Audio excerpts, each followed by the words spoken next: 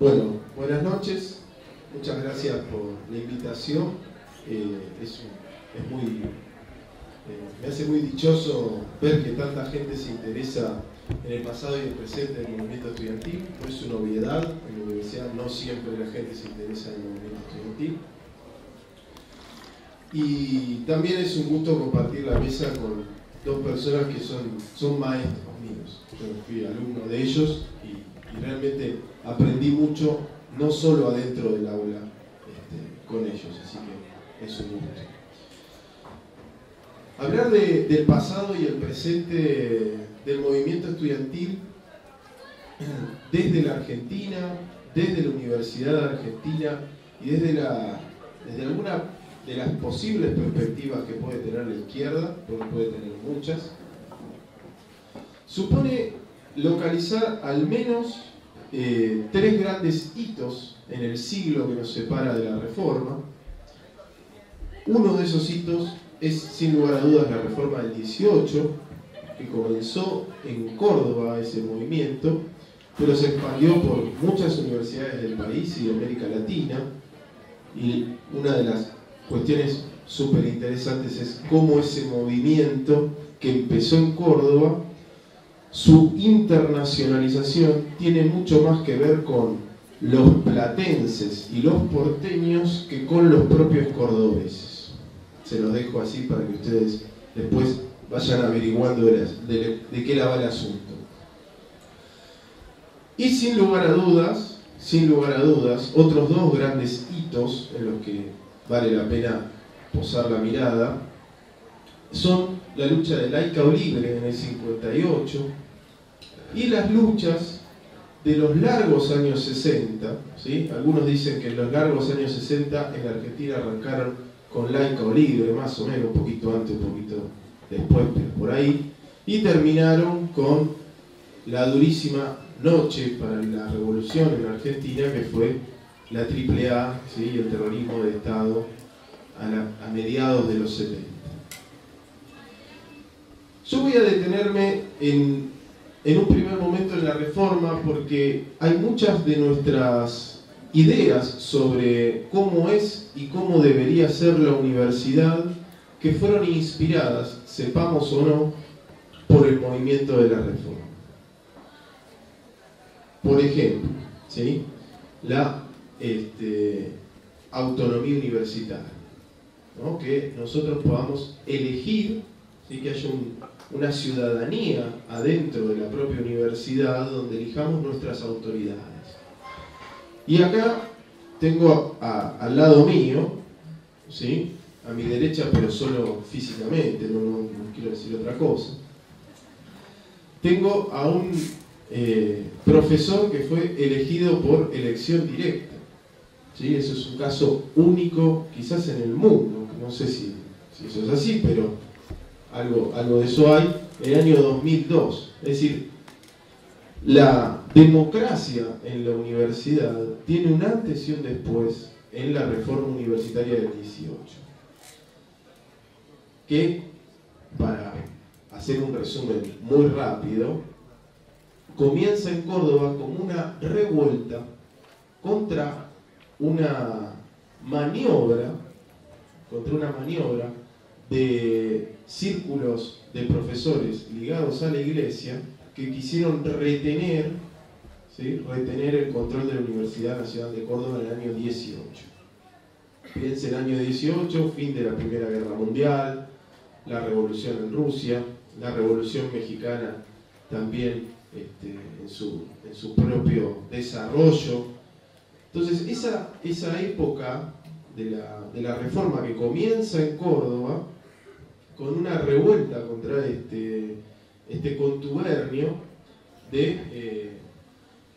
contubernio católico que se llamaba la Corda Frates. Muy interesante cómo desde ese mismo momento surge una idea muy conservadora del nacionalismo, la derecha católica, que es la reforma es bolchevique. ¿Sí? Empieza a aparecer esa sombra sobre la relación entre la revuelta universitaria y la revolución soviética. La reforma es muchas cosas, algunos eran pro-bolcheviques, muchos otros no, no hay que hacer mitología de esto. Pero en la reforma, en el acontecimiento, que fue el 15 de junio, ocurrió algo sumamente importante también, porque habla de las formas de la acción, que fue la acción directa. La reforma, fíjense esto, es una reforma que se trata de imponer por medios no institucionales. ¿Qué hicieron? Los defenestraron, ¿sí? Los tiraron por la ventana a los profesores que habían, acá utilizamos lenguaje de nuestros tiempos, rosqueado de espaldas a la voluntad de los estudiantes universitarios, los tiraron por la ventana. Hay un personaje en este contexto que es Nores Martínez, ¿sí? Acuérdense del nombre, Nores Martínez, que va a tener actuación luego en los años 60. Y hay otro personaje en los 70, en Córdoba, y hay otro personaje que es Atilio del Oromaño, que también va a tener actuación en los 50. ¿Sí? El catolicismo, ¿sí?, tiene sus cuadros en las luchas de todo el siglo XX. Nosotros la vemos desde el lado de las izquierdas, los reformistas, etc., pero también están los otros protagonistas, los antirreformistas. Otra idea muy importante, ¿sí?, que surge en el ciclo de la reforma es la idea de la emancipación latinoamericana. Una idea que no tiene tanto que ver con un nacionalismo, sino que ver con distintas formas de un humanismo anticapitalista, sobre todas las cosas, de un humanismo, de una ética anticapitalista, anticonsumismo, ¿sí? Y donde se ponía una barrera, fíjense qué interesante, entre las Américas, ¿no? La América yanqui, materialista, donde las personas no se pueden realizar, y la búsqueda de una nueva América, ¿sí?, una América latina, donde no prime la idea del capital, el lucro, ¿sí? Todo esto, reitero, en los años 20 va a expandirse en varios países de América Latina, y hay dos lugares donde los reformistas universitarios cumplieron con su anhelo de fundar un partido en la universidad que luego sea un gran partido nacional, que es en Cuba y en el Perú. En el Perú, inclusive, se puede discutir si no hay dos partidos reformistas, pero vamos a dejarlo en el APRA de allá de la Torre. Mariátegui es una figura central también en todo esto, y es uno de los fundadores del Partido Comunista de Perú. Y en Cuba, ¿sí?, Julio Antonio Mella es uno de los fundadores del Partido Comunista, que se funda en parte como resultado del movimiento reformista. Hay otra cuestión importante en el reformismo que va surgiendo en los años, digamos, inmediatamente posteriores al 18, que es la búsqueda de algún tipo de solidaridad con los trabajadores y con los pobres. Hay distintas soluciones que ensayan los reformistas, distintas ideas que tienen sobre esto. No todas adscriben en el marxismo, pero hay corrientes marxistas adentro del movimiento reformista. Entonces, me parece que ahí hay toda una herencia en las ideas sobre la reforma, la autonomía, el cogobierno, la idea de la acción directa, la solidaridad con los trabajadores, que forman parte de las tradiciones que aún perviven de la izquierda universitaria. Y hay algo que es importante también retomar, que en el proceso de la reforma se funda la Federación Universitaria Argentina.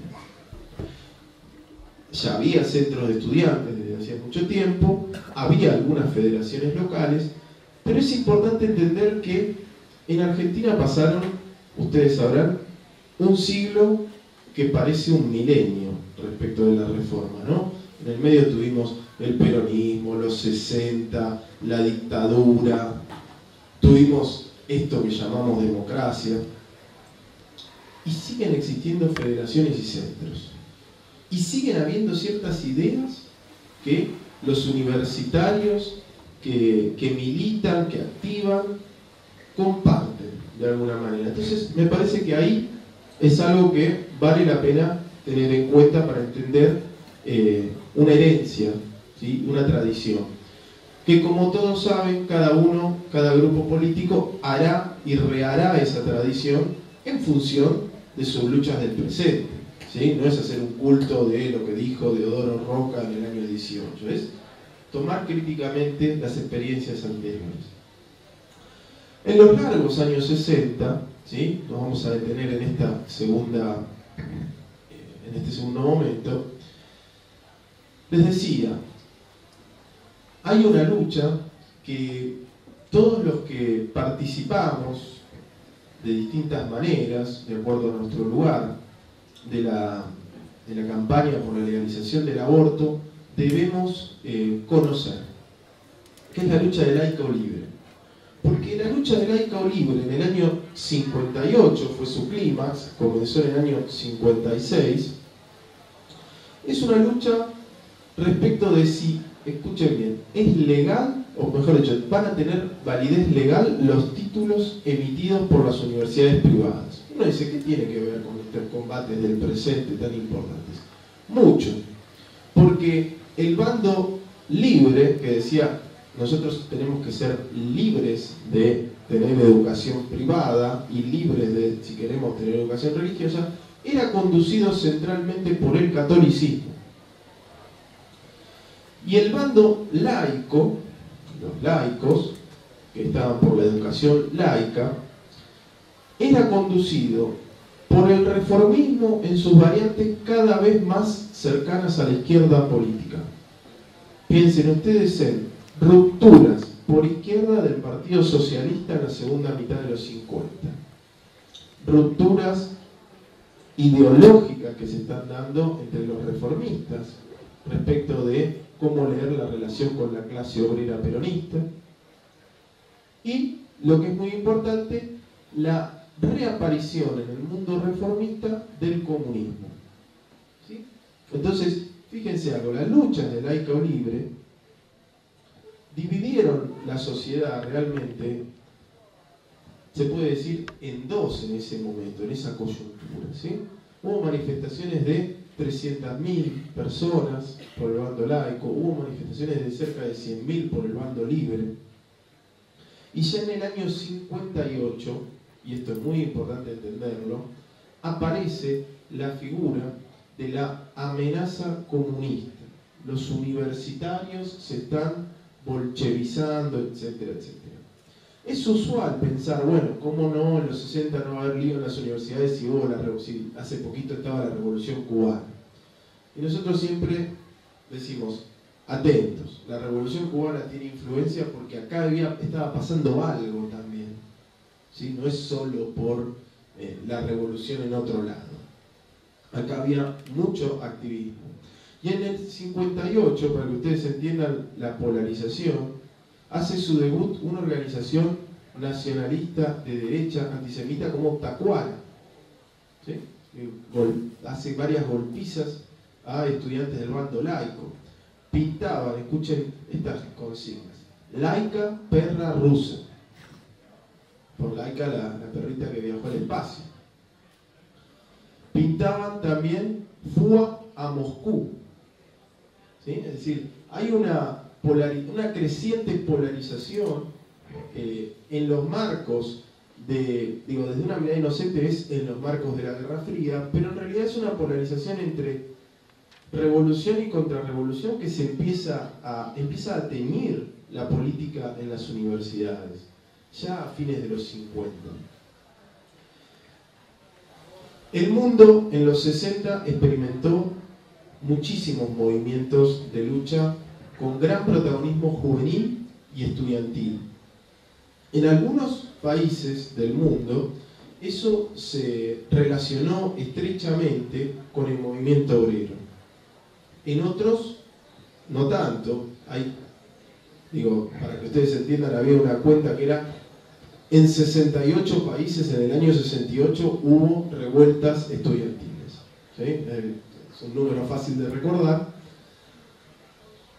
Y a veces tenemos una idea de que, digámoslo así, es todo lo mismo. Y en realidad tiene muchas diferencias entre sí.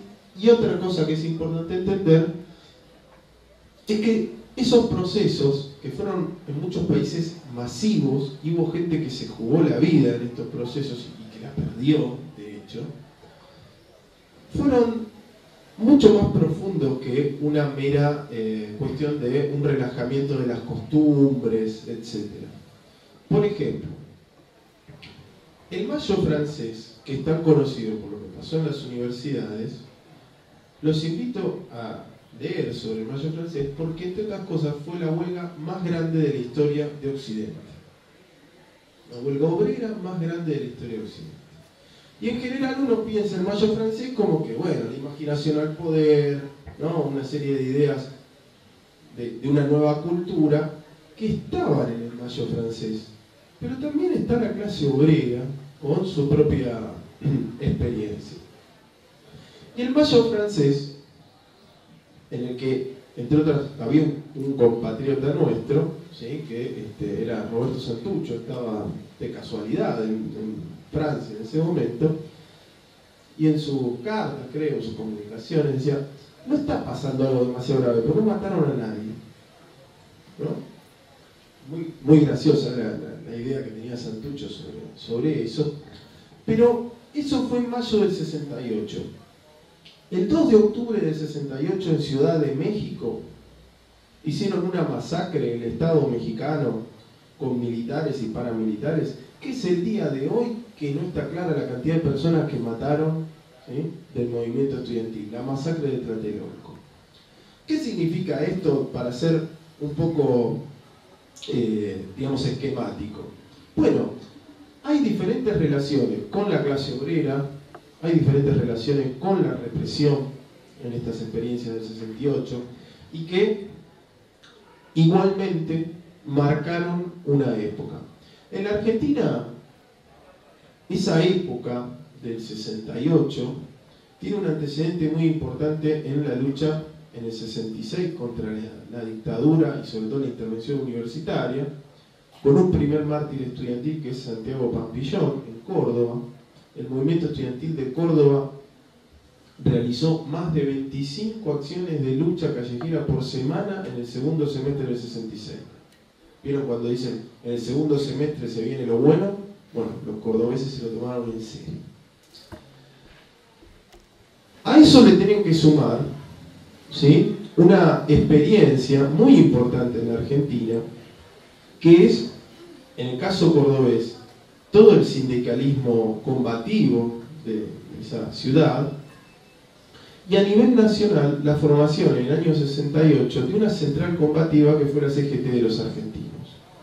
La reconstrucción del movimiento estudiantil en los fines de los años 60 tiene un soporte fundamental en la CGT de los argentinos. Hay muchísimos actos obreros donde son invitados los estudiantes y le dan el micrófono, Tosco, Ongaro, le dan el micrófono a los estudiantes para que cuenten de sus luchas a los trabajadores, ¿sí? Es decir, hay una solidaridad obrero-estudiantil en muchos puntos del país muy importante a fines de los 60. Por eso, en el año 69, que es el año del Cordobazo, que es una revuelta importantísima en la historia de los trabajadores de nuestro país, hay muchas revueltas parecidas. No todas tienen la misma relación con la clase obrera, pero uno tiene una revuelta en Corrientes, muy importante. En 15 días tiene revuelta en Corrientes, revuelta en Rosario y el Cordobazo, ¿sí? Y ese movimiento estudiantil, fíjense qué interesante, ha sido gran protagonista de la caída o de la fisura en ese proyecto dictatorial instaurado en el 66. Esa dictadura en el 66, cuando intervino en las universidades, acá en Buenos Aires hay un hecho triste que es la noche de los bastones largos, cuando fueron a desalojar a los estudiantes y docentes y trabajadores de la Facultad de Ciencias Exactas. Quien esté interesado en que sean ver imágenes históricas puede ir a la Manzana de las Luces en estos días, siguen estando las fotos allí colgadas. Amenaza de, mejor dicho, simulación de fusilamientos, ¿sí? Los bastones largos no fue un nombre poético, lo fajaron a todos. Pero ese gobierno de Onganía, y esto es algo que me parece que nosotros nos puede servir para entender nuestro presente, vio en las universidades un lugar donde estaba su enemigo. ¿Sí? Hay algo sintomático a veces cuando el gobierno actual habla de la cultura, la universidad, la ciencia, que es, ahí están los cucas y los troscos. ¿Sí? Esa es una cosa muy importante que uno tiene que tener en cuenta. Es decir, hay un escenario en el 66, que no es el mismo de ahora, por favor, no estamos diciendo esto, pero hay algo en común, que hay un gobierno que piensa que adentro de las instituciones universitarias hay que despolitizar, hay que sacar la política como sea, ¿no? Entonces eso vale la pena que lo tengan en cuenta respecto de las posibilidades de desarrollar activismo político que existen en un contexto donde hay un gobierno que acosa a las universidades y a la educación. Otra cuestión muy importante, ¿sí?, que está presente en esta época es la solidaridad internacional. En los 60 existía grandes movimientos de solidaridad internacional, por ejemplo con Vietnam, ¿sí? En Argentina había actividades, pero en el primer mundo era impresionante los comités de solidaridad con Vietnam. Y piensen si no en esa experiencia que aún hoy se revive. Yo recuerdo, ¿sí?, dos eventos muy importantes, que es la lucha en el 2011 en Chile, de los estudiantes chilenos, que hubo movilizaciones en Buenos Aires, que hay algo de compartir, de solidarizarse con los compañeros y compañeras de otros países.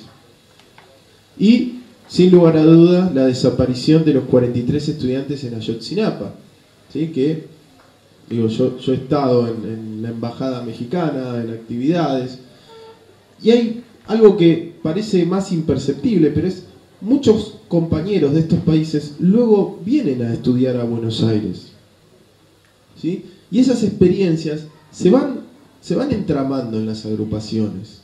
No digo que el movimiento estudiantil tiene una transformación radical por la estudiante chileno del 2011, pero hay muchos compañeros del 2011 chileno que forman parte del movimiento estudiantil argentino en varios lugares.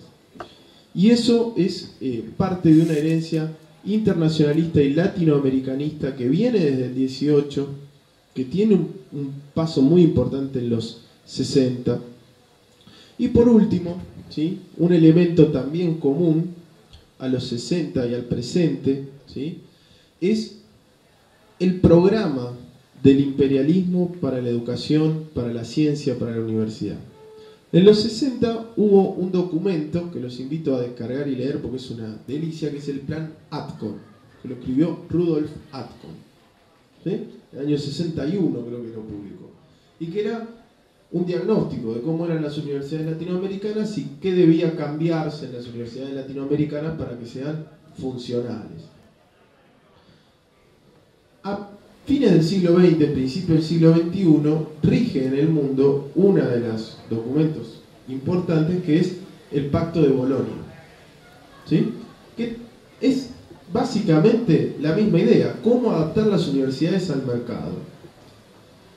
Y ustedes, que son gente que tiene una perspectiva crítica seguramente de cómo funciona el capitalismo, se podrán dar una idea que la iniciativa de subordinar instancias de conocimiento, educación, investigación a la acumulación de capital, a lo que se puede comprar y vender, puede no solo distorsionar, sino achurar, destrozar el conocimiento humano.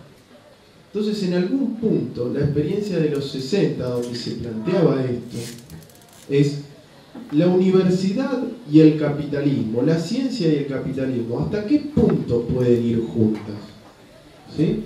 Y hoy mismo, la ciencia y el capitalismo en Argentina, en un momento donde se quiere recortar presupuestos, se acosa a la ciencia, a la universidad, ¿son compatibles? ¿En qué punto son compatibles? ¿O en qué punto tenemos que pensar un proyecto anticapitalista con los trabajadores de la ciencia, de la cultura, ¿sí?, de la educación superior, también aportando un rol para un proyecto emancipatorio y anticapitalista? Bueno, esto es más o menos lo que tenía pensado decirles esta noche. Gracias.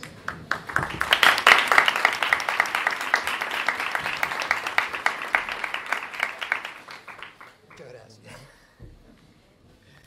Bueno, muchas gracias. Bueno, un gusto estar acá con los compañeros y la verdad que todavía mayor placer es estar en la aparición de una revista que tiene número 43. Siempre en la experiencia editorial es realmente para celebrar esta continuidad. Y el número que estuve mirando rápidamente me parece un número que reúne condiciones absolutamente imprescindibles para la discusión del presente argentino, de la política en relación a la universidad.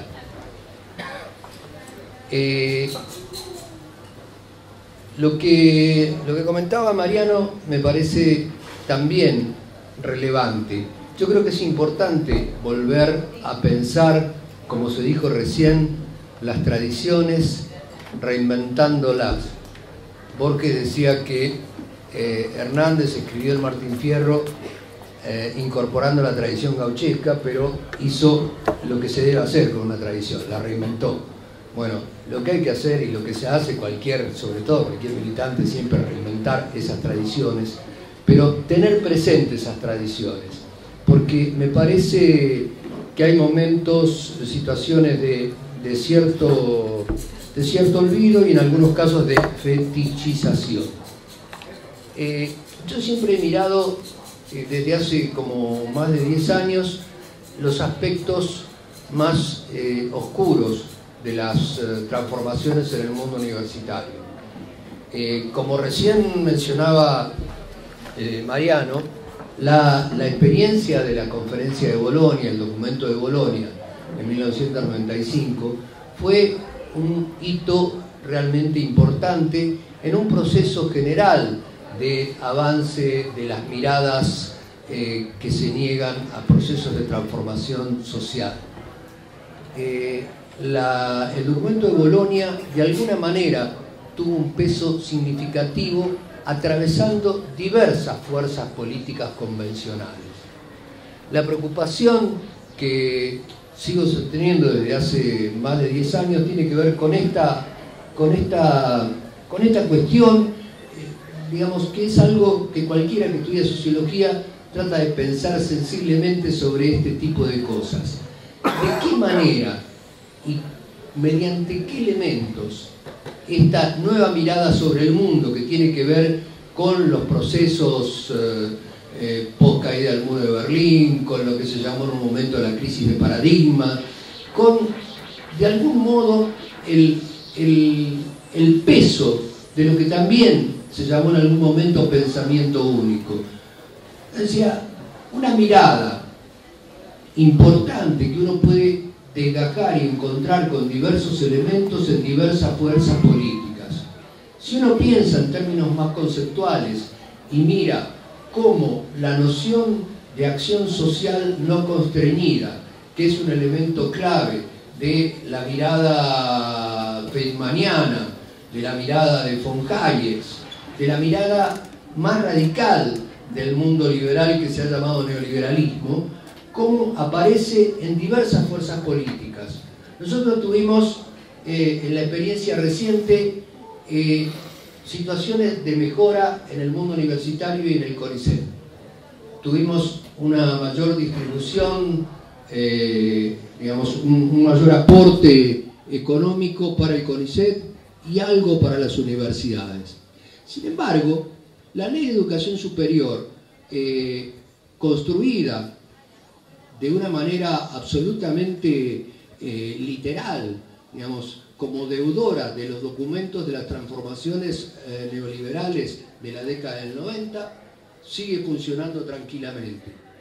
Y nosotros, a través de la persistencia de luchas estudiantiles, de luchas docentes, se pudo mantener una imagen importante de la universidad pública, pero que sin embargo fue muy difícil producir modificaciones al tipo de integración que se realizaba que el mundo universitario realizaba en relación al mundo internacional. Las transformaciones más significativas del mundo educativo en la Argentina, que afectaron a los diversos niveles educativos y específicamente también al mundo universitario, tienen la paradoja de haber sido realizadas por equipos que estaban absolutamente ligados a las tradiciones progresistas. El mundo de las tradiciones progresistas en la sociología de la educación fue el tanque de pensamiento que produjo las reformas educativas, que en algún sentido eran reformas educativas laicas. Digamos, las reformas del Banco Mundial, que tuvieron un peso extraordinario, son reformas laicas. Cuando uno miraba cómo venía la disputa con el mundo conservador en el espacio educativo, siempre pensaba en la confrontación con las miradas oscurantistas deudoras de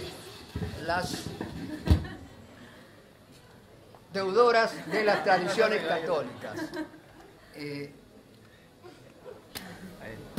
Hola.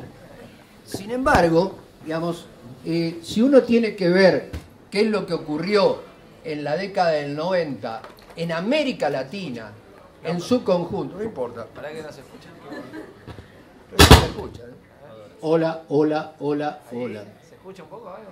Hola. Dale, Sí. Si uno mira qué características tuvieron las reformas educativas en su conjunto, que tuvieron un peso extraordinario en América Latina, produciendo una transformación extraordinariamente regresiva, va a ver que los actores protagónicos de esa reforma provienen de lo que uno podría llamar las miradas laicas y progresistas. El equipo de educación de la Facultad Latinoamericana de Ciencias Sociales de la Argentina fue el equipo que se encargó de producir la reforma menemista en la década del 90.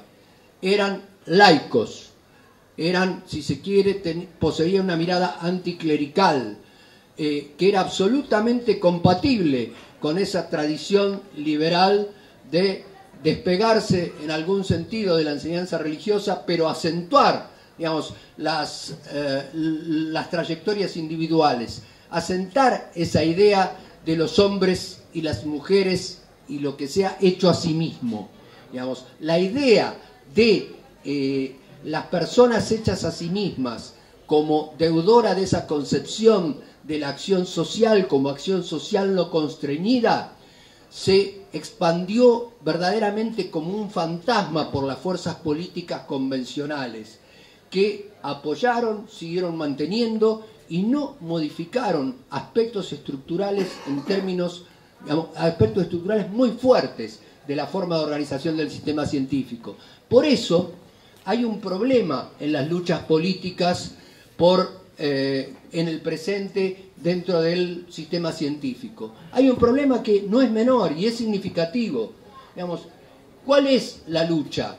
Que es absolutamente legítima como trabajadores desplazados y como trabajadores que ven menguar sus ingresos. Pero no es solamente la lucha por los ingresos, es una lucha por una forma de organización del sistema científico y del sistema universitario que produjo transformaciones ya significativas y que no fueron, digamos, aquietadas con la mejor redistribución de recursos.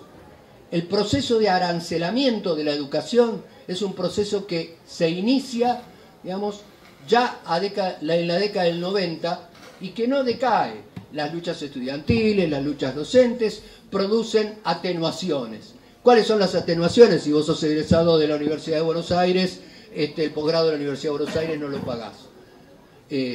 Pero los posgrados se pagan. El arancelamiento y el proyecto de destrucción de las carreras de grado para que queden como una mera tecnicatura, generando un problema extraordinariamente dramático en términos políticos y sociales, que es el acceso inmediato de los sectores medios que tienen cierta capacidad y ciertas tradiciones que lo acercan al mundo universitario, en el caso argentino, se va a ver cortado por los diversos escalones que hay que recorrer ahora para llegar a una posición de reconocimiento y de prestigio. Estas transformaciones no fueron modificadas. Y no solo eso, digo, no están en discusión, sí están en discusión con un conjunto de compañeros que están acá en las facultades sociales y sobre todo en la carrera de sociología, pero no es un tema que organice las luchas. Y digo, es un problema la forma de organización del sistema científico, es un problema la organización del sistema científico que tiene una mirada que centra las carreras en trayectorias individuales y no hay problemas, no hay, sobre todo lo que no hay es la construcción de un actor colectivo del mundo universitario, académico y científico que se siente a discutir cuáles son los problemas imprescindibles para resolver en la sociedad argentina. Lo que se decía recién acerca de las transformaciones del mundo neoliberal en la educación en general tiene que ver con no formular preguntas significativas, sino resolver problemas que son planteados por un actor que aparece como actor central en este momento, que es el mercado. Yo en algún momento escribía algo sobre los debates implícitos que aparecieron desde los años 90 en adelante entre distintos sectores. Uno de los actores significativos de ese debate fue un ministro de Educación del socialismo chileno que se llama José Joaquín Brunner, que fue también director de la Facultad Latinoamericana de Ciencias Sociales y que fue uno de los referentes más importantes en las transformaciones del Banco Mundial en toda América Latina.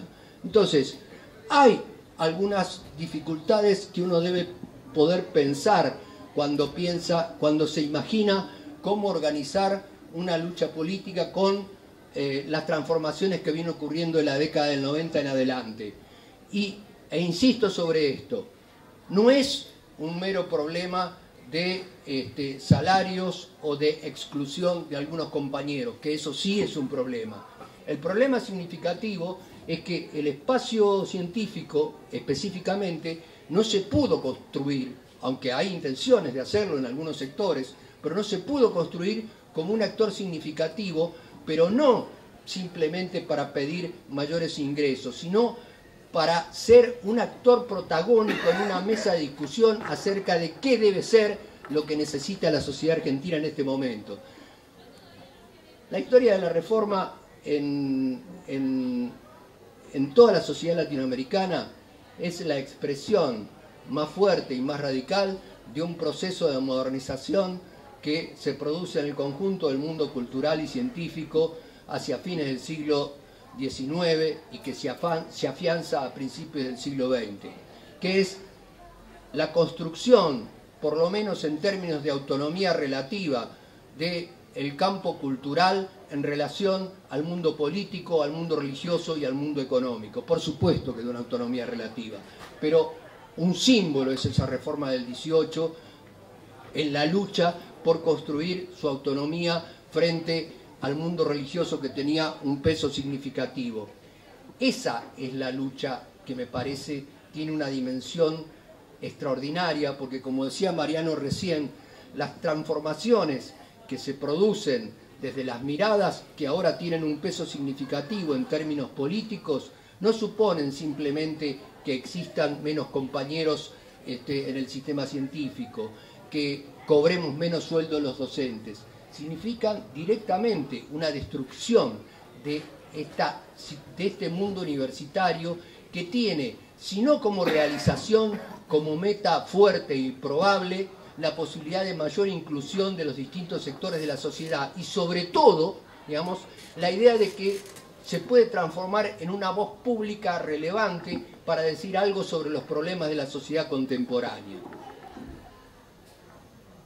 Las maneras en que uno se para frente a estas transformaciones las puede observar bastante claramente. Yo hice un trabajo acerca de cómo el mundo neoliberal había organizado la reforma educativa en el conjunto de América Latina y, como les dije recién, cómo los referentes más significativos e importantes de esta reforma provenían de tradiciones progresistas, tenían un discurso efectivamente laico. Después también observé cómo hubo reacciones conservadoras frente a las transformaciones del mundo neoliberal. Reacciones conservadoras que tenían que ver con... Encontré un ejemplo, que era el ejemplo de un viejo sociólogo alemán devenido en lore inglés, que muchas veces en sociología hemos leído, que se llama Ralph Dahrendorf, que era el maestro del sociólogo Tony Giddens.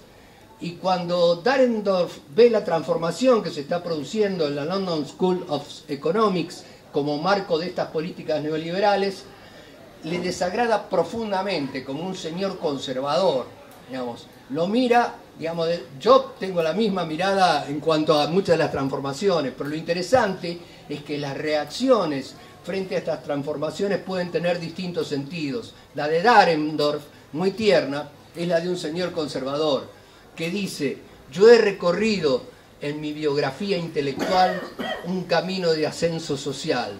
Era hijo de un obrero alemán, llegué a ser profesor de la universidad más importante de Inglaterra. Por eso, cuando veía a los jóvenes del 68 atacar la universidad, me dolía, porque el lugar que yo había conquistado para mí es un lugar sagrado. Pero hoy, cuando veo lo que hace mi discípulo Tony Giddens, transformando a la London School of Economics en una especie de verdadero parque de diversiones para el mercado, realmente no puedo tener palabras de elogio frente a ello. Digo, era una reacción frente a estas transformaciones de una mirada conservadora. Y la verdad que lo último que digo es que había, en términos del debate internacional, una perspectiva que fue la de Bourdieu, que en un libro, realmente en un libro muy académico, muy específico, muy puntual, un libro que se llama Las reglas del arte, que es un libro que tiene como 300 páginas, y que habla de la construcción de la autonomía del campo literario francés, de cómo las transformaciones económicas, culturales y políticas posibilitan que exista relativa autonomía de este agente particular de la cultura frente al mundo religioso, frente al mundo político y frente al mundo económico. Detrás de después de todas esas 385 páginas de un análisis minucioso sociológico sobre el surgimiento del campo literario francés, publica un manifiesto que se llama Por un corporativismo de lo universal, llamando a la unión del mundo universitario e intelectual frente a las transformaciones que están generando un agujereamiento de la autonomía del mundo universitario y del mundo cultural en general. Yo decía, inmediatamente, no lo escuchó nadie, digamos, no tuvo ninguna repercusión, la que no sea la repercusión académica que se tiene, que interesante lo que hace Bourdieu, pero no tuvo cuerpo social. Lo que se encontraba fuertemente y lo que mencionaba Mariano en las luchas que dieron lugar a la reforma del 18 y a las experiencias latinoamericanas posteriores a la reforma del 18, lo que aparece en el Mayo francés, lo que tiene una fuerte presencia en las luchas como el cordobazo argentino, es que esos estudiantes y esos profesores están diciendo algo en el marco de una situación de efervescencia social en donde la clase trabajadora tiene un papel fundamental y significativo. Sus voces tienen cuerpo social. La voz de Bourdieu podrá tenerla, porque así siempre es la vida, de pronto se puede rescatar esos elementos, pero la voz de Bourdieu diciendo eso en los años 90, es la voz de un intelectual prestigioso que está fetichizada como una especie de el último de los mohicanos que quiere parecerse a Sartre y que no mueve el amperímetro de la política. Esa es una mirada que puede ser un poco pesimista. Bueno, las luchas en la Universidad Argentina siempre dicen que no se puede decir 2 más 2 es 4. Las transformaciones que se están produciendo en el presente y las que continuaron desde los 90 para acá tienen un peso significativo, pero no se presentaron de manera brutal porque hubo respuestas importantísimas. Y para ser sincero, ¿cuál es el actor protagónico? ¿Cuál es el cuerpo social que, digamos, tiene el peso significativo para hacer que la política de lucha universitaria tenga fuerza? Y es el mundo estudiantil, digamos. El mundo docente participa, a veces participa más, a veces participamos menos, pero las grandes transformaciones se hacen con los estudiantes, que son aquellos que tienen la posibilidad potencial de transformarse en los herejes, de discutir las formas de autoridad del presente, de discutir las formas de organización política y económica de la universidad, de pensar en formas de organización que puedan construir una universidad que confronte con las miradas, digamos, con las miradas que tuvieron un peso extraordinario en la década del 90 y que siguen persistiendo. Así que mi alegría de estar en este lugar, porque la reivindicación de estas tradiciones se hace desde un presente de personas que tienen una implicación fuerte en la lucha política del hoy. No es una relación fetichista del académico que está tratando de hacer una carrera en el CONICET. Es una relación del académico que hace carrera en el CONICET, pero que además tiene una implicación que lo relaciona con el movimiento estudiantil y con diversas zonas del movimiento social y político. Así que, bueno, una alegría estar acá. Bueno, buenas noches, compañeras y compañeros. Agradecer a Lucas y a Mariano, y un gusto también poder estar compartiendo este panel con ellos. Una cuestión que quería destacar, que Ideas de Izquierda está como un poco en cierto relanzamiento, en tanto que una parte del equipo que vino trabajando ahora está produciendo la salida semanal por internet en el sitio La Izquierda Diario de Ideas de Izquierda, que todos los domingos hace una edición especial, una suerte de suplemento cultural de Izquierda Diario que pueden ustedes leer, que es de bastante calidad, creo, y que está destinado a tratar de crear esa tradición. Y este número fue hecho con algunos compañeros que venían del viejo equipo y un conjunto de compañeras y compañeros de distintas universidades que se sumaron y que son su primer participación en la revista, lo cual creo que no le ha restado calidad a la producción que hay. Y entonces esa es una parte importante de este número, que trabaja, no me voy a referir a todos los artículos, solo cuando algo de lo que digo está ahí señalado, bueno, pero desde ya invito a todas y todos a leer la revista, a leer los artículos que operan como motor de discusión, de debate y de reflexión. Una reflexión desde ya, donde estos aniversarios intentan ser pensados, y algo dice Eduardo Brunner en su artículo, no como la efemérides vacía, sino como instantes para ver qué se puede actualizar de aquellos conflictos en el presente. Aunque la revista está presentada cronológicamente al revés, es decir, primero el Mayo francés y después los temas que tienen que ver con la reforma universitaria en Argentina y temas vinculados a ello, si tomamos la reforma, yo creo que lo primero que quería hacer era leer algunos párrafos del manifiesto liminar, que yo creo que la universidad lo primero que quiere es que nadie lo lea, ¿está bien? Que nadie sepa, dice todos, vamos a la reforma universitaria, etcétera, pero no quieren leer el manifiesto liminar, publicado en la Gaceta Universitaria 21 de junio del año 1918, escrito, redactado por Deodoro Roca, con la firma de Enrique Barros, Horacio Valdés e Ismael Bordaberry. Leo algunos párrafos. Hombres de una república libre, acabamos de romper la última cadena que en pleno siglo XX nos ataba a la antigua dominación monárquica y monástica. Hemos resuelto llamar a todas las cosas por el nombre que tienen. Córdoba se redime. Desde hoy contamos para el país una vergüenza menos y una libertad más. Los dolores que quedan son las libertades que faltan. Queremos no equivocarnos, las resonancias del corazón nos lo advierten. Estamos pisando sobre una revolución, estamos viviendo una hora americana. La rebeldía está ya ahora en Córdoba y es violenta, porque los tiranos se habían ensoberbecido y era necesario borrar para siempre el recuerdo de los contrarrevolucionarios de Mayo. Se refería a este episodio donde la Cordá Frates había rosqueado el rector.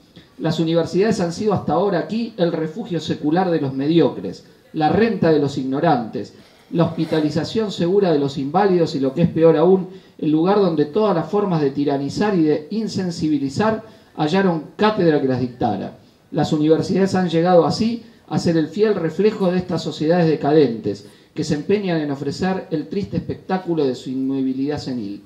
Por eso es que la ciencia, frente a estas casas mudas y cerradas, pasa silenciosa o entra mutilada y grotesca al servicio burocrático. Nuestro régimen universitario, aún el más reciente, es anacrónico. Está fundado sobre una especie de derecho divino, el derecho divino del profesorado universitario. Se crea a sí mismo. En él nace y en él muere. Mantiene un alejamiento olímpico. La Federación Universitaria de Córdoba se alza para luchar contra este régimen y entiende que en ello le va la vida. Reclama un gobierno estrictamente democrático y sostiene que el demos universitario, la soberanía, el derecho a darse el gobierno propio, radica principalmente en los estudiantes. Por eso queremos arrancar de raíz en el organismo universitario el arcaico y bárbaro concepto de autoridad que en esta casa de estudios es un baluarte de absurda tiranía y solo sirve para proteger criminalmente la falsa dignidad y la falsa competencia. Ahora advertimos la reciente reforma, bla, bla, bla. Los intereses creados en torno de los mediocres han encontrado en ella un inesperado apoyo, se refiere a la reforma de Matienzo, el interventor nombrado por Irigoyen. Se nos acusa ahora de insurrectos en nombre de un orden que no discutimos, pero que nada tiene que hacer con nosotros. Si ello es así, si en nombre del orden se nos quiere seguir burlando y embruteciendo, proclamamos bien alto el derecho sagrado a la insurrección. Entonces la única puerta que nos queda abierta a la esperanza es el destino heroico de la juventud. El sacrificio es nuestro mejor estímulo, la redención espiritual de las juventudes americanas, nuestra única recompensa, pues sabemos que nuestras verdades lo son, y dolorosas de todo el continente. La Juventud Universitaria de Córdoba cree que ha llegado la hora de plantear este grave problema a la consideración del país y de sus hombres representativos. La Federación Universitaria de Córdoba cree que debe hacer conocer al país y a América las circunstancias del orden moral y jurídico que invalidan el acto electoral verificado el 25 de junio, etc. Y en esta ciudad no se han producido desórdenes. Se ha contemplado y se contempla el nacimiento de una verdadera revolución que ha de agrupar bien pronto bajo sus banderas a todos los hombres libres del continente. Los actos de violencia de los cuales nos responsabilizamos íntegramente se cumplían en el ejercicio de puras ideas. El sentido moral está oscurecido por las clases dirigentes de este país, por un fariseísmo tradicional y por una favorosa indigencia de ideales. A la burla respondemos con la revolución.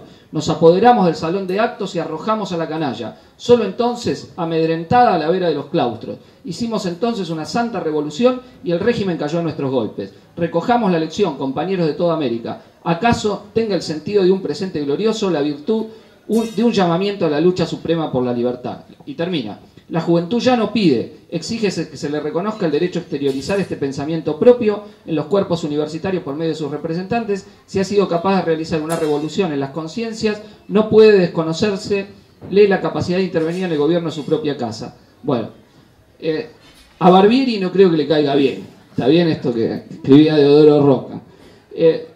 Yo recuerdo el año 2010, la última gran movilización que hubo en esta facultad, donde el decano de aquel entonces convocó a una reunión de profesores contra los estudiantes, ¿no? Y entonces muchos colegas que por ahí estudian los movimientos sociales, las luchas y todo, no sé, a uno que se le ocurrió decir, los estudiantes no son los enemigos, casi lo linchan, casi lo linchan. Entonces, digo, el carácter conservador de la casta profesoral, cuando ve modificado en parte sus lugares y prestigio de poder, no es algo solo que había de los clericales, es algo que uno va a ver repetirse una y otra vez en el medio universitario, cada vez que algo amenaza a romper el statu quo.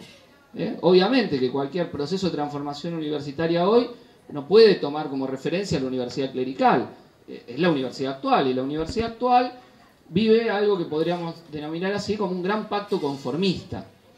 Las transformaciones neoliberales se mantuvieron hasta cierto punto, entonces mantienen ciertas cosas, y es un poco suerte de enseñadero generalizado que acredita títulos, certificados, etcétera, que posibilita que un 7% de los que estudia, como está bien señalado estadísticamente en la nota que hace el compañero Gabriel, llega a los posgrados y ese sector conforma la nueva élite, los nuevos elegidos para tomar la referencia que hacía Bourdieu en su libro clásico Los Herederos.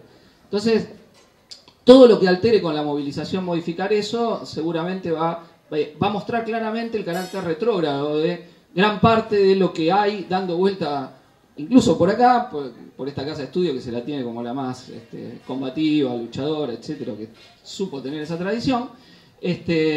Pero eso se va a ver cuando los movimientos cuestionan cierta institucionalización de lo dado. Por ejemplo, estaba pensando que sería interesante poner las placas que corresponden en esta facultad, que es a cada ala. Esta ala de este edificio fue construido con la toma del rectorado. Esta ala fue construida gracias a la toma del Ministerio de Educación. Esta otra, porque es así, es literalmente así. Es decir, cada centavo sobre los cuales se construyó esta facultad, este edificio, fue arrancado con una gran toma, una gran lucha y decenas de editoriales condenando a los estudiantes por revoltosos, zurdos, bolcheviques, y todo lo que a ustedes se les ocurra. Cada una. Entonces, tomar esto de la tradición sería, creo, una iniciativa interesante, que tenemos que poner y ver qué ala se compró con cada una de las tomas. El edificio se compró primero con la nunca bien ponderada toma del rectorado del año 2002. Esa toma del rectorado, vilipendiada y atacada incluso por otroras escritores e intelectuales críticos como el Juan Carlos Portantiero del Ocaso, que supo escribir una página en el diario Clarín en contra de la toma del rectorado en aquel entonces. Sin embargo, este edificio no existiría sin esa toma del rectorado. La plata la sacaron cuando vino, se lo vino a ver, a visitar. Yo me acuerdo todavía cuando lo vinimos a ver, que estaba la fábrica Terrabuzzi en ruinas, iba a ser, fue conseguido ahí.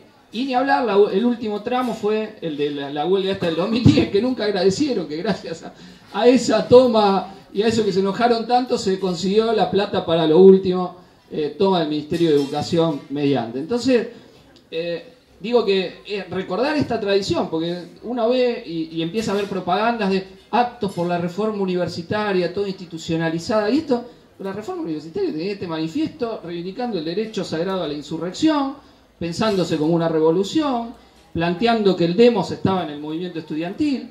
Esto es lo que escribieron quienes protagonizaron el acontecimiento que logró que la reforma quedase en la historia. Si no, no estaríamos acá hablando 100 años después de ese acontecimiento si no hubiese sido por eso. Entonces, esto es lo primero que hay que recordar. Es decir, hablar es hablar de un movimiento estudiantil que con la acción directa, con la movilización, la organización, logró profundas transformaciones contra lo que entonces era el orden constituido. Y obviamente tuvo su extensión. Esto es interesante, algo mencionaba Mariano. Es muy interesante ver que en esa extensión latinoamericana, ¿no? Las figuras de Mella y Mariátegui como figuras centrales, ¿no? De un Mella y un Mariátegui que a la vez son ellos mismos como figuras, no se quedan ahí, sino que avanzan hasta adoptar una posición anticapitalista y fundadores de los partidos comunistas de sus respectivos países, ¿no? Y que, bueno, tiene Mella una muerte muy discutida, que hay todo tipo de versiones sobre quién lo mata, si fue la misma dictadura cubana o el estalinismo cubano. Hay ahí versiones cruzadas según los investigadores, porque su posición termina en la crítica a los movimientos nacionalistas, en una posición muy cercana a la revolución permanente. Termina Mella y Mariátegui, sí, en el debate con Allá de la Torre, asume la idea del carácter socialista que tiene que tener la transformación social de los estados latinoamericanos contra lo que afirmaban los partidos comunistas ya estalinizados. Entonces esto es muy interesante para ver ese deriva. Y también que no se puede entender la reforma, obviamente, sin la influencia de la Revolución Rusa. Les voy a leer otro párrafo de una persona que ustedes hoy no sospecharían lo que dijo. Les leo primero el párrafo y después vemos quién fue, ¿no? Para saber. Esperen que le leo. Wilson y Kerensky, se refiere a Woodrow Wilson, ¿no? Y Kerensky antes. Disculpen. Principios bien definidos determinaron nuestra simpatía por los aliados. Era alguien que había simpatizado, ¿no?, con los aliados en la Primera Guerra Mundial. Pero luego hubo dos clases de aliados en el mundo. Algunos que anhelábamos el triunfo de la justicia y de la libertad y celebrábamos jubilosamente la emancipación de 100 millones de hombres del más tiránico feudalismo de los tiempos modernos, viendo en ello el primer paso hacia la victoria final de una gran causa humana. Otros que solo anhelaban el triunfo militar de los gobiernos y comenzaron a denigrar a los revolucionarios, no vacilando en calumniarlos como serviles instrumentos del imperialismo alemán. Algunos fanáticos hubo que osaron llamarlos traidores y vendidos. Nada significaba para ellos que la bandera roja flameara en la antigua residencia de los déspotas. Hoy los sucesos permiten hacer justicia a la revolución, aunque la miserable calumnia sigue envenenando los cables militarizados. Wilson y Kerensky habían dado a la democracia un programa minimalista, más parecido a una concesión que a un reclamo. Lenin y Trotsky creyeron que la oportunidad imponía formular sus aspiraciones máximas, lo que hizo dar al movimiento el nombre de maximalista. Y agregaba en este discurso: el cable de noticias, se hinchaba cada hora con noticias terroríficas que los gobiernos interesados difundían por el mundo, presentando a los maximalistas como una banda de malvados e insensatos. Se habló de terror. ¿Qué terror? El de los zares que habían asesinado en las cárceles y en Siberia millones de ciudadanos que amaban la libertad, o el de los maximalistas que fusilaron unos cuantos centenares de domésticos que conspiraban para volverlos a la esclavitud. Está hablando de la Revolución Rusa. José Ingeniero dijo esto. José Ingeniero, un famoso acto, un famoso mitin que se hace al año de la Revolución Rusa, y lo traigo a colación porque José Ingeniero fue la gran figura, una de las grandes figuras intelectuales que emerge de la Reforma, que viajaba a todos los países hablando de la Reforma universitaria en Argentina y lo recibían a veces multitudes tratando de recibirlo. Una personalidad muy controvertida, ¿no?, donde se especula si su vuelta a la izquierda. Ustedes saben que en su trayectoria José Ingeniero primero izquierdista, estaba en el diario La Montaña, ¿no?, el periódico La Montaña, con el paso izquierdista de Lugones antes de hacerse un hombre bien de derecha. Después se vuelve el intelectual preferido de Roca y después gira a la izquierda, lo vuelve a encontrar la Reforma. Hay quienes dicen que hay dos especulaciones: dice una que no lo aceptaron en el Jockey Club, le pusieron la bolilla negra y lo votaron, y otra que no le dieron la cátedra de medicina que esperaba que tenía que tener. Hay dos visiones que dicen por qué se volvió a radicalizar. Bueno, pero en este momento, independientemente de los motivos y las afrentas personales que lo hayan hecho girar, hacía este discurso, defendiendo el terror rojo contra el terror blanco y diciendo que nadie de bien podía negarse a defender la gran obra que estaba haciendo la Revolución Rusa.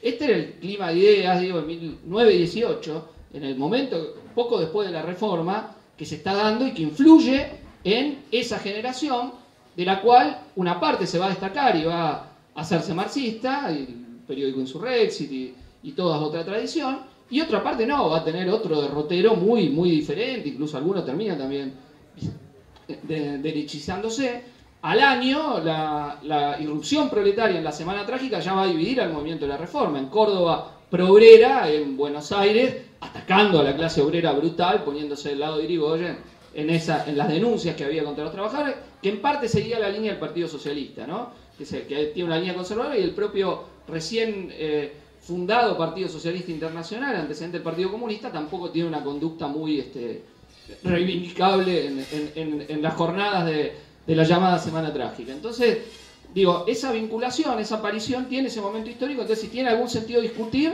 es para pensar que sin un movimiento, la envergadura de la Reforma, esta universidad no se cambia.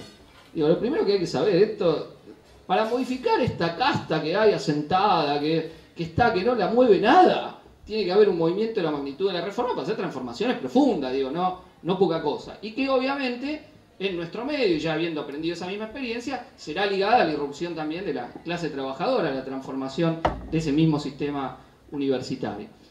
En relación al segundo hecho que estamos tomando, los 50 años del Mayo francés, algo se mencionaba, hay toda una lectura que es lo que el discurso oficial puede apropiarse, lo que la burguesía puede apropiarse del Mayo francés. ¿Está bien?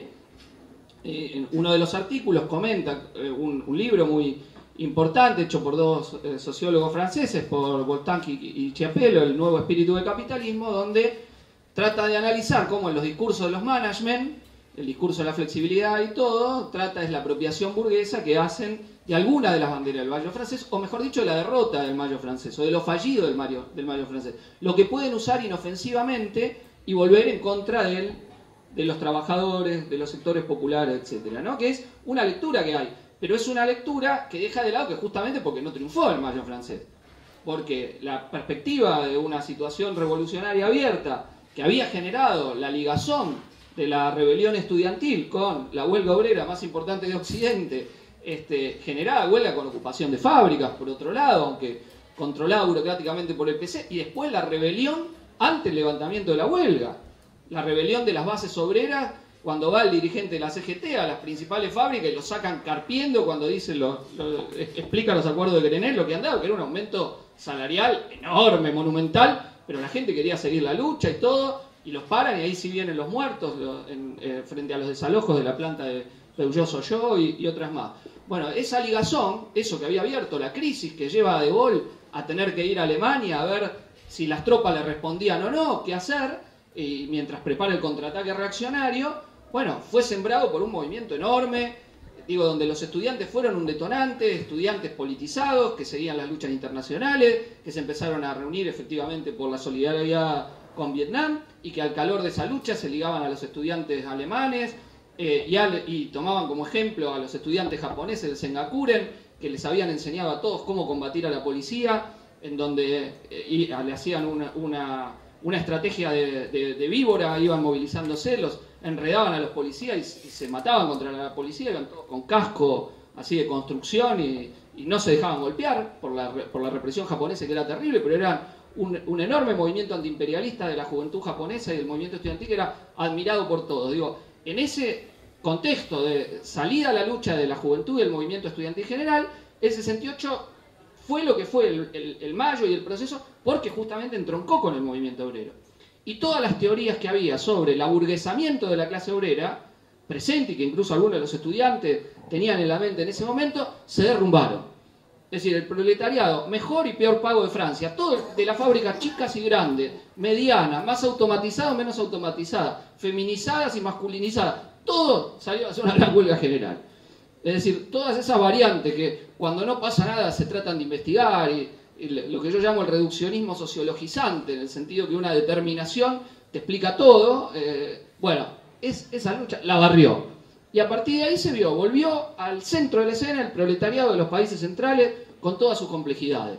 Pero no pudo liderar y haber una revolución victoriosa en Europa Occidental, en esa ola revolucionaria que desata el 68 y que se va a expandir varios años, que no se queda solo en Francia, que llega al otoño caliente italiano y más adelante a la revolución más importante que vive Europa Occidental, que es la revolución portuguesa de 1974, donde todo lo que ustedes puedan imaginar que lleva una revolución está ahí, se hace presente, en un país importante, en un país que tenía colonias, donde se le rebeló el ejército, donde cuando mandan las tropas se paran los soldados, se dan vuelta, levantan el puño y dicen andá a reprimir vos a las colonias, se levanta, ese comité de inquilinos, de obreros, todas las principales mansiones de Portugal pasaron a ser ocupadas por los movimientos revolucionarios, empezaban a tener locales, como decirle hoy, en los palacetes de Barrio Parque. Ese proceso se vivió, que se decía que Europa Occidental no lo iba a vivir más, lo empezó a vivir de vuelta, y por eso la reacción después se esmeró tanto en América Latina en sacarlo con una contrarrevolución brutal, en el otro lado más ligándolo con cooptación, pero el fallido de eso es lo que larga el neoliberalismo, ¿está bien? Entonces hay que verlo como esa experiencia vital de un intento de transformar esto desde abajo y de una juventud inconformista que se liga al movimiento de masa. Hay una de las escenas del Mayo que está agarrada, es una de las movilizaciones que hacen los estudiantes, miles de estudiantes, como si fuera por Barrio Norte acá, cantando todos la Internacional con banderas rojas y reivindicando la Comuna de París. Pero miles de estudiantes universitarios de Francia, de todas las facultades. Impresionante, ¿está bien? Imagínense ustedes las y los votantes de Macri firmes, así, contentos si viesen ese gran desfile, ¿no? Pero iban con esa idea de la aspiración de una superación del capitalismo. Era lo que emergía en esa juventud radicalizada, al calor de lo que veían en Vietnam todo, y en su propia sociedad. Es decir, el combate a los arcaísmos de esa sociedad no estaba desligado de una transformación general. Los movimientos no eran individualistas, estaba ligado a una transformación colectiva. No era el yo, era el nosotros y el nosotras. Era la aspiración colectiva de la crítica a la sociedad y la transformación radical de la misma. Entonces, esa inspiración de esa juventud revolucionaria que tendía a agruparse alrededor de ideas revolucionarias es muy importante para pensarla si hay una nueva emergencia de la juventud en nuestro medio. Y lo último que quería hablar era algunas cosas más contemporáneas. Entonces digo, el sentido del Mayo francés de la recuperación es no caer en la recuperación burguesa, mirarla de otro lado. O sea, no fue solo eso, hubo acá, temblaron ustedes. En uno de los libros que reeditamos este año habíamos publicado cuando se cumplió los 40 años y ahora volvió a salir, sacamos del IPS, era cuando obreros y estudiantes desafiaron al poder. Bueno, pero fue un desafío no triunfante, por eso puede haber esa reapropiación individualista aún por los sistemas de management de las empresas. No ya solo los elementos culturales laicos, el ala liberal del PRO, para decirlo de alguna forma, que está de acuerdo todo, gay friendly, todo bien, vos vas a votar el aborto, bueno, no solo ese sector que se amoldó a la cultura, sino el ala, la propia reorganización de las empresas capitalistas, cómo tratan de apropiarse de algo de eso para mejor explotar a la clase obrera. ¿Está bien? Pero fue porque justamente no triunfó ese proceso. No el que Mayo del 68 llevaba ahí. La derrota de Mayo del 68 llevó ahí. No, en el Mayo estaba eso. ¿Está bien? El hecho de que no triunfara, de que no pudiera barrer con la burguesía, con la burguesía francesa. Y dejó dejó toda una generación militante, alguna de la cual giró y después hizo derecha, y bueno, con una influencia enorme en el pensamiento reaccionario posterior, tal como muy bien lo muestra Perry Anderson en Tras las huellas del materialismo histórico. Lo que quería decir, algunas cuestiones referidas al presente, ligando Reforma, ligando Mayo francés y ligando el hoy. Si uno mira el mundo, en realidad la juventud ha protagonizado muchos movimientos de lucha en muchos lugares muy diversos. No es que no hay, uno mira el mundo y dice, no pasa nada con la juventud. Al revés, es un actor que ha hecho muchas cosas. A veces como movimiento estudiantil directo, se mencionaba el caso chileno que tenemos cerca, el más importante, emergente, con movilizaciones de masa y todo, luchando por la gratuidad. Siempre me da risa a mí porque los reaccionarios dicen, acá a la derecha siempre dice Chile es el modelo y la educación, y todos los estudiantes están queriendo cambiar eso. O sea que de hace años que vienen, primero los pingüinos secundarios, luego entraron a la universidad y los mismos empezaron a hacer lío en la universidad. Y bueno, y es un movimiento que ha modificado mucho y que se mantiene, todavía sigue haciendo movilizaciones de masa y todo, en esa demanda tan fuerte que es quebrar uno de los núcleos del pinochetismo. Siguiendo con América Latina, Brasil vio la emergencia, todavía con el gobierno del PT, en junio del año 2013, de un movimiento estudiantil también enorme y juvenil, más juvenil que estudiantil, pero que después se continuó en las tomas permanentes de colegios secundarios y universidades. La última vez que estuve en el 2016 en Brasil, era todos los días, habían tenido ya 3 o 4 oleadas de toma de colegio.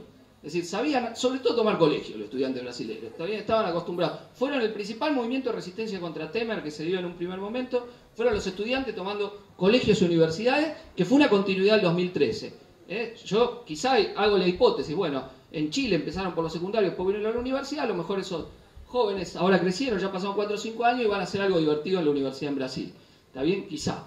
Pero ese es, un movimiento importante. México dio el Yo Soy 132 primero y después la lucha contra la masacre de Ayotzinapa y otro movimiento. Y antes había dado el movimiento en el cual me tocó estar, que es la gran huelga del 99-2000 de la UNAM, donde un método de lucha típico del movimiento estudiantil y que practicaba el movimiento estudiantil argentino hasta la dictadura y que después no se usó más, la huelga universitaria, bueno, ahí se extendió de abril del 99 a febrero del 2000 y frenó la idea del arancelamiento de los estudios de grado en el plan del Banco Mundial. Si uno ve esta política que viene fuerte, que está en la Ley de Educación Superior, después del lío que se armó en México con el movimiento estudiantil, pararon con esa presión de tener que aplicarlo. Digamos, aparte de las luchas nuestras, hubo un componente de una lucha internacional muy relevante, con un método de organización que fue ejemplo de todo, donde llegaron a hacer un congreso internacional, que viajaron compañeros de acá. Jessica, ¿vos fuiste ahí? No estaba todavía. Bueno, pues fue Octavio, compañero que la vive en Rosario, me acuerdo que viajó ahí, y otros compañeros, que se hizo de un intento de organizar al movimiento estudiantil latinoamericano que venía en varias luchas. Nosotros ese año habíamos tenido en el 99 una de los movimientos, ya con De la Rúa, que era la Interfacultades, y todo un movimiento de lucha muy, muy importante. Y también politizado, marchamos a la embajada yanqui contra los bombardeos a a Yugoslavia en aquel momento, Marcha bajo la lluvia que hizo la Interfacultad de centenares de estudiantes, o sea que no estaba, digo, no era meramente corporativo, aunque es el componente central. Entonces digo,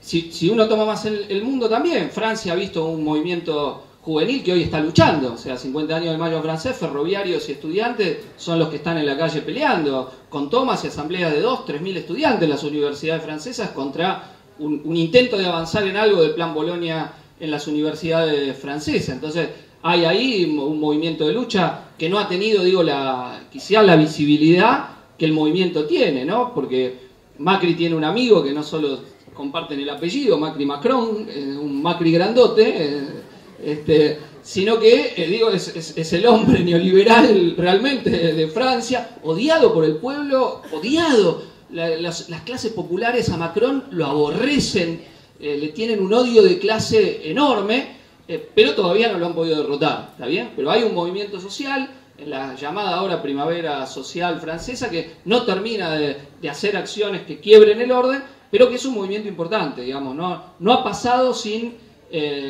una reactualización, digamos, el aniversario del mayo del 68, ¿no? Contra un gobierno también muy antiobrero, muy antipopular, muy de condena a los estudiantes, que reprime, que entra, que cierra las facultades ocupadas. Bueno, ese movimiento está. Estados Unidos es un centro de la izquierdización de la juventud, un gran núcleo, no solo el movimiento que fue el famoso Occupy Wall Street, sino ahora fueron la base de la campaña de Sanders y son la base de quienes alientan a todos los movimientos de izquierda que hay en Estados Unidos. La base son jóvenes, muchos de ellos estudiantes, muchos de ellos universitarios, ¿está bien? Y donde da las encuestas raras, que la empresa que hacía las encuestas dijo me dio mal, que no me acuerdo que el 40 y pico % de los norteamericanos decían que estaban de acuerdo con el socialismo. Entonces dice, no puede ser, la hago de vuelta.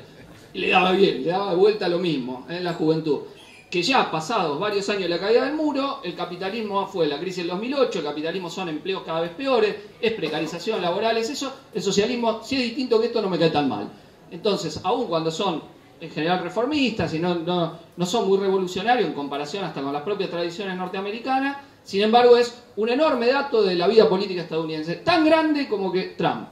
Es decir, no es menos grande que los jóvenes blancos norteamericanos giren a la izquierda como que Trump gobierna Estados Unidos. Son expresión de un mismo fenómeno de polarización social muy importante para tener en cuenta. Bueno, y podríamos seguir con otros países, pero estoy señalando algunos. ¿Por qué marco esto? Porque todavía nosotros estamos con la deuda de la juventud y el movimiento estudiantil en Argentina.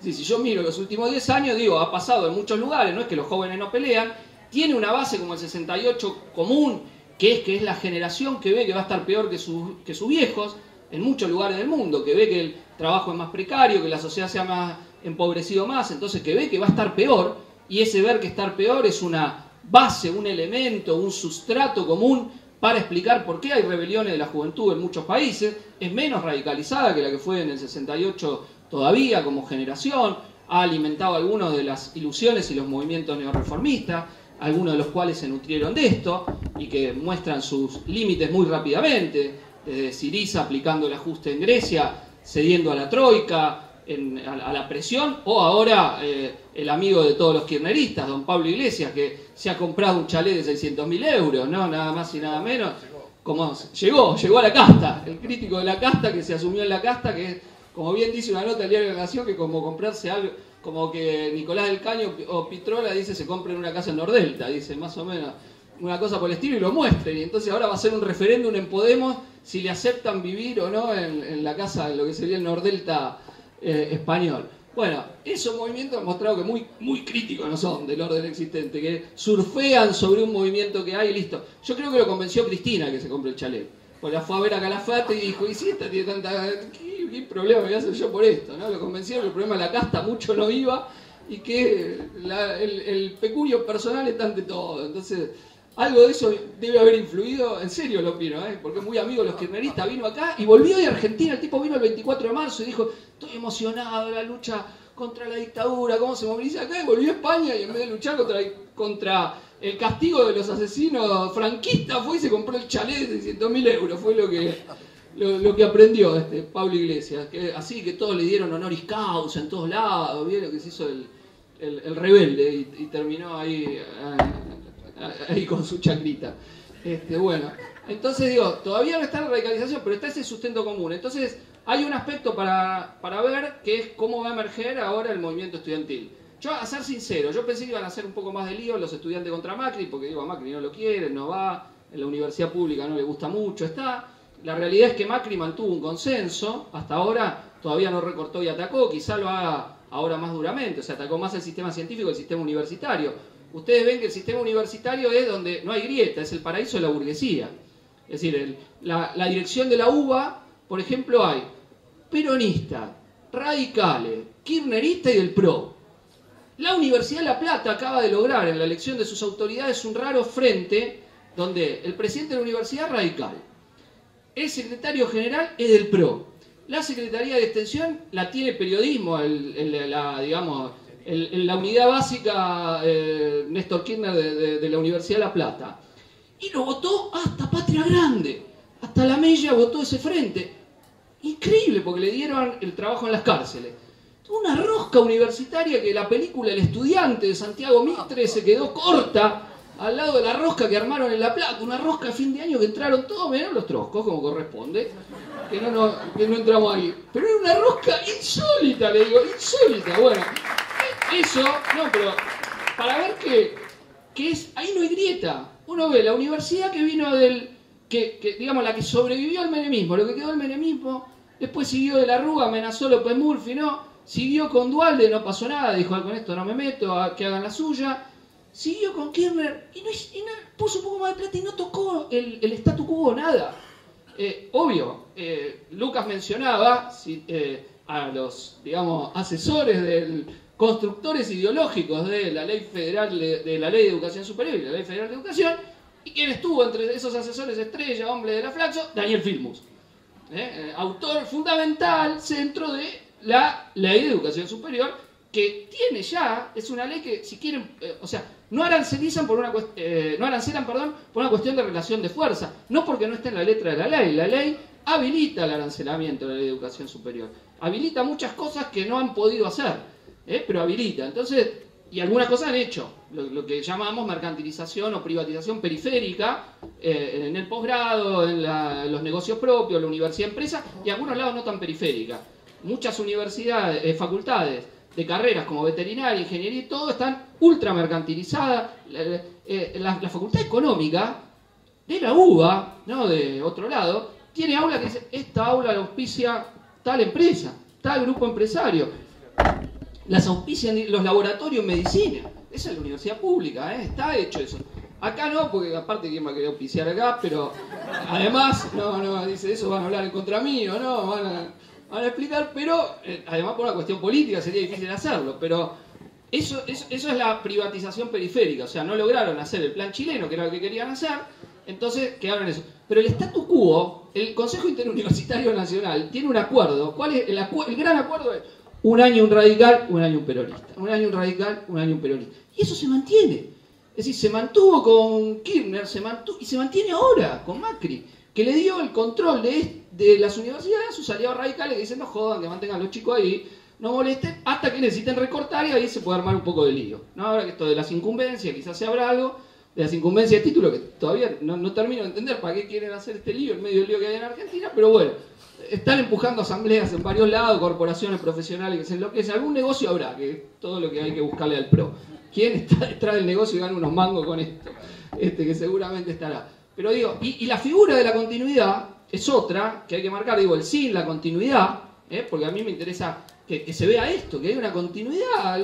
¿Qué cambió Macri en la universidad? No dejó la universidad kirchnerista como estaba, cambió los mismos funcionarios, la misma gente, negocia, le baja un poco la plata, pero no tuvo que hacer una gran contrarrevolución para tratar de mantener todo en los cánones que no lo moleste mucho. Quizá digo, si lo aprieta más la finanza y todo, tratará de hacer un plan López Murphy y será otro cantar. Hay una figura que no es menor y que siempre se lo tenemos que recordar a los amigos kirchneristas, que es Lino Barañao. Lino Barañao no empezó a pensar como piensa ahora, digamos, el ministro de Ciencia y Técnica, cuando ganó Macri. No era un tapado, un infiltrado del PRO. Lino Barañao. Y Lino Barañao, aparte de las cosas reaccionarias, es un tipo muy ignorante, el ministro de Ciencia y Técnica.